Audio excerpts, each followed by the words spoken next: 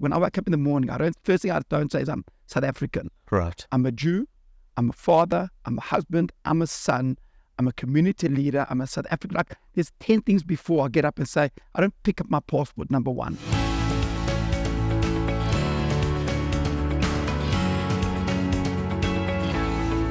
I'm Howard Feldman, and we are smiling in the dark. Rabbi Eitan Ash, welcome.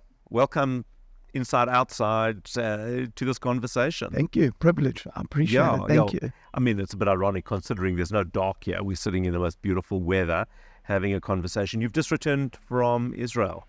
How was? So it was actually amazing. I must be honest. It was an incredible, incredible trip. And everyone says like they're going to see and not to see, and they're going to like connect. Truth be told, I actually just wanted to I scaled your hashtag, see for myself. Yeah, okay. And the good. truth be told, it was absolutely amazing, and it was highly inspiring. Right. Actually, that place is reeling in pain. Yeah, it is. My word. I felt to some extent it was, in a way, like visiting a house of mourning, in that when you visit a house of mourning, there can be laughter and there can be celebration in a way, but there's also sadness. There's very much up and down. It looks normal, but then a few minutes in, you see the incredible amount of pain that people are in.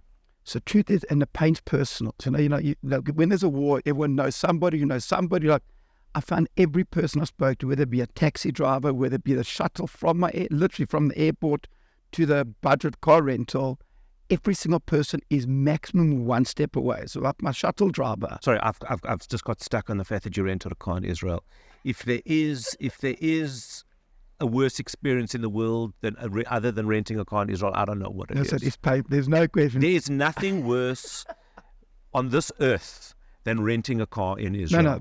First of all, the car rental's not at the airport. It's like a whole shuttle to get there. It is designed for maximum pain. No, it is. And try to do it when you arrive at 1:30, lost a suitcase. We only started getting to the shuttle at 2:30, 3 o'clock in the morning, knowing that I was getting up at 7 to go down south. I was watching the time tick down of no sleep. Yeah. And then you go down, you ring, make a phone call, then I got to send a shuttle. This is Startup Nation, and they can't figure out how to rent people a car without making it unbearable. I had an experience once that I took the keys when I was returning the car, and I threw it at them, and I said, the car's in a parking lot somewhere across the road. You find it, I'm done. And they said, but we're going to charge. I said, you're going to charge me for the whole car. I don't care. I've just got to get out of this vicious cycle of hatred, which is car rental in Israel. I'm sorry, I don't know why we're talking about that. Because it's part of the experience. That is the Israeli experience. But literally, the shuttle driver, so I was frustrated, irritated, angry. It was 3 o'clock in the morning. I just wanted to drive to Jerusalem, have an hour and a half sleep, and get into the car knowing I was going to Be'erik for us. I knew it was coming. The same day? Same day. So I literally had an hour and a half sleep. But it was, thank God, sleep's not a thing of mine. I believe there was a day when I'll sleep forever. But for now, I'm enjoying life.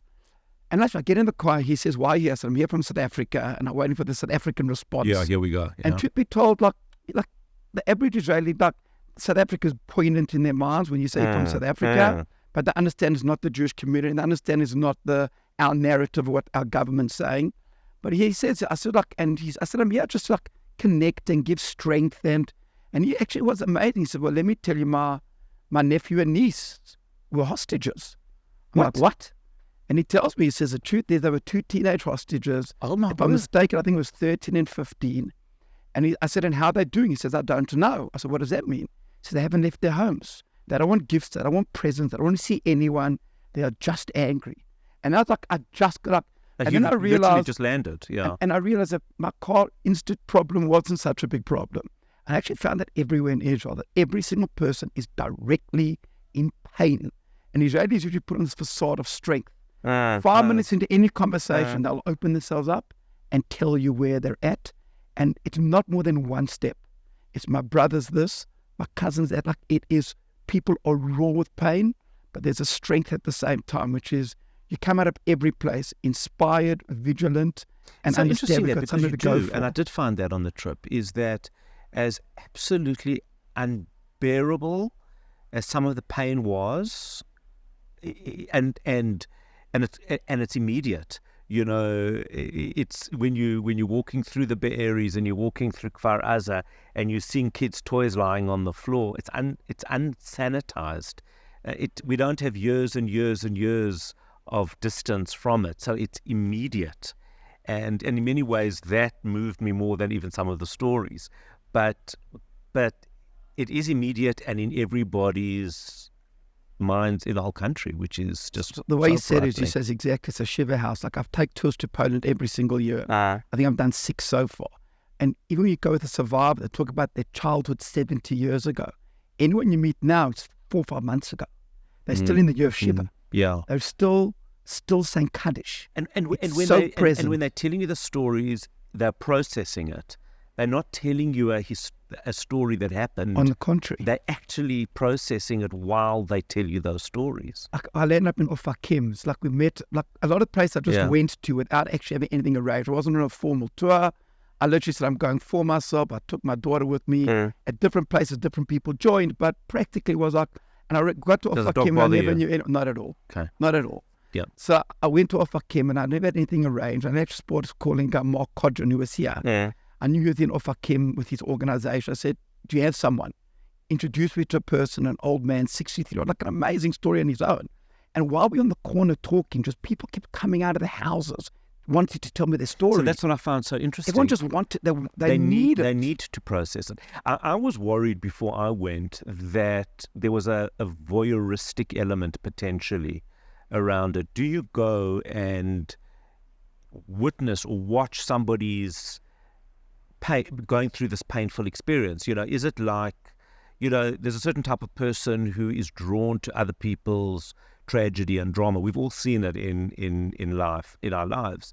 But so I was worried but it's so wrong. It was so not what it was, because people actually need people outside of Israel to bear witness to what they're going through. Critical. And the truth be told is that we understand the need to continue life. And a lot of these places we're not getting into now. The Bay Areas, like for others, are shutting down as we talk, for people to consider restarting life.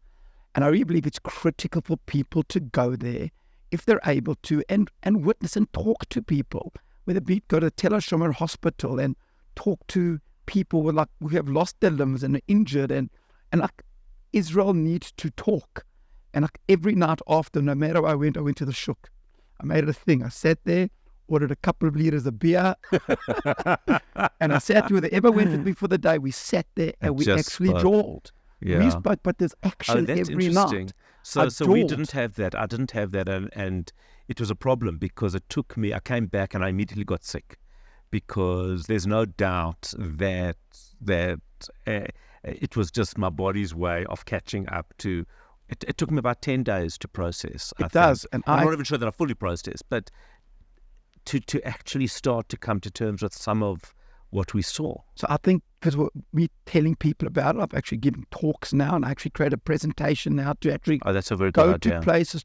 And when I started going through my pictures and videos, I started processing it. I think I processed it there. But every night I did go out on the draw no matter what, and I took the people with me on the day to the draw. The one night where we had a Golani brigade, must have been about 200 Golani soldiers just come out of the war. They have a week of togetherness. Should become first time Israel's ever done that. They've actually understood the danger of PTSD, and they've got processes for every soldier. I actually spent a lot of time understanding that. But just one night we partied with these youngsters. Actually, when they're young, the Miluim guys, I'm older. Yeah, I was just going to say. But when they listen, if the army paid that bill, thank God it was the bottles that were rolling. But the chiyas, the energy, the release, the smiling, the guys were giving energy. And for me, like, I fed off all the energies. The pain, the tears. I went to a Shiva house as when I was there. The power of that place is huge, but you cannot negate the pain. But the truth is, I've learned within the pain, you can find the simcha. You can actually find the positivity. And I think I've come back with that. I think I've always tried to find that anyway in my life. But I did learn that there massively again. Like no matter where I was, a hospital ward, a kibbutz of pain, whatever it might have been, there was this underlying resilience of we will come through, and we'll come through strong, happy, powerful energy. And I think we negate that. We often, like, also you wake up in the morning, you have an opportunity of two things: to work out what am I missing and I'm going to make that my day, or what do I have and I'm going to make that my day. They're both not going to change, but what are you going to define your day on? The potential positivity, or what am I lacking and missing? And I think I picked that up there a lot. They're trying to literally find that strength of continuity. Please, I'm scared of the Israel post-war. I don't know what's going to be. I do believe that there's a whole generation of people that have seen stuff, but truth be told, that there's a strength to run with. So coming back here, now you've left this highly charged environment that's made you feel, and it's made you identify, and it's strengthened you. And now you step back into South Africa, where our government is appalling, and their behavior around this has been one of immense betrayal of our community, where we see that people are concerned about infrastructure falling apart and corruption and all sorts of other things. We've seen, unfortunately, a number of suicides and an increased number of suicides in the community. How do we take that and take what the lessons of that into our world, which does have so much positivity and does have so much that we have to celebrate? How do you bring that together? So it's like, even before I went, I've been very involved with a lot of stuff in the war. I've been speaking to, we've been sending, thank God, from our shul in this community. It's incredible. And it's important to understand that the Israeli army have said it, if not for the international Jewish community, they would be nowhere. Okay. So you need to understand that we're part of this, and we're part of it positively. So this idea of I'm doing nothing and I'm lonely in South Africa, that anywhere around the world, that narrative needs to change. More than that is, our government doesn't define us. I always say, like, when I wake up in the morning, first thing I don't say is I'm South African. Right. I'm a Jew, I'm a father, I'm a husband, I'm a son, I'm a community leader, I'm a South African. Like, there's 10 things before I get up and say, I don't pick up my passport, number one. Truth is, there's so many things we have positively here, which we need to create that hierarchy in our lives. There's so many things. And the truth be told, we don't have infrastructure. I mean, when I was in Israel, I was 8 streets, houses on my street, lost electricity for 4 days. So I was in Israel trying to control it. But truth be told, we've got huge issues. I'm not going to negate them. Water, electricity. I said our government even broke the Indian Ocean. Like, we went to break an ocean. Go to Mshlanga, you can't swim. Like, can break an ocean, like, that's unique. Look, you've got to wake up early to do that, hey? I mean, it takes immense commitment. It's amazing. Immense commitment. But with them, we've got a community that is unsurpassed. We've got a South African Jewish community that we have, which is beyond. And the truth is, I think when the government came with their stuff and the war broke, I think we forgot that. And I think we've forgotten how amazing this place is. I spend a lot of time in the schools here. Our schools are legendary. Our shuls, our community, our chias, our unity. And we're forgetting that. But we wake up and think about problems, and we forget how good, amazing this place is to be here. I walk around with the yarmulke. I've started wearing this. One of the reasons is that a lot of people try to say, well, they see you Jewish, they know that you're pro-Israel. I said, for me, it's all the same thing. But I'm not sure anything out there, and I've never once, not in Cape Town, I haven't been to Durban yet since the war, but not in Cape Town, no one said one negative comment to me yet. Truth be told, we're safe as Jews here. We've got to believe it, because it's the truth.